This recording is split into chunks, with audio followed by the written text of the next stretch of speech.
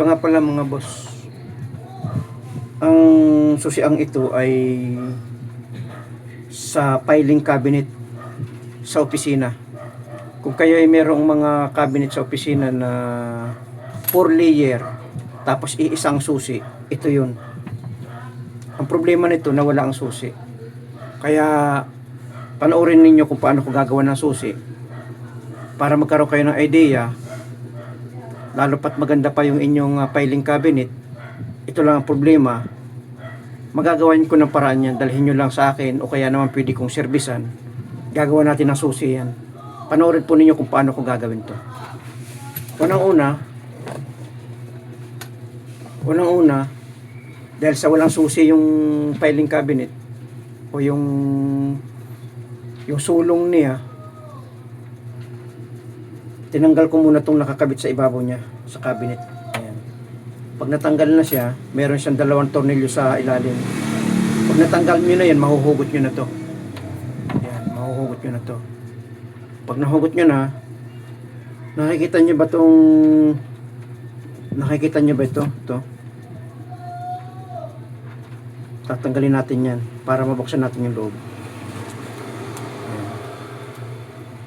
Ayan. Tanggal na.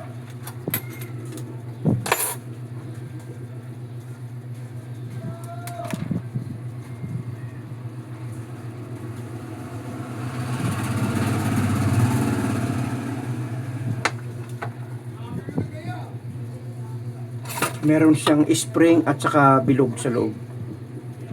Ayan.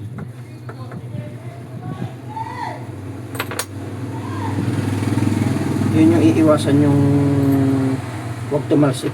Sa akin nangyari, kaya meron namang puti naman itong aking kuwan, kaya nakita ko. Ayan, spring. Tsaka natin ilalabas ito.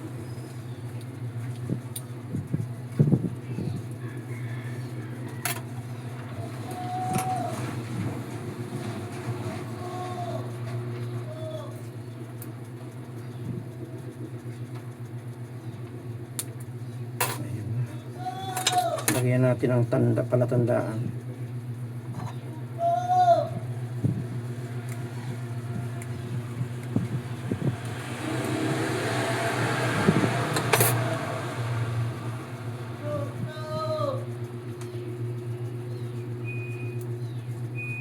Ito na mga boss. Ito yung sinungkit ko sa ilalim. Itong isang ito.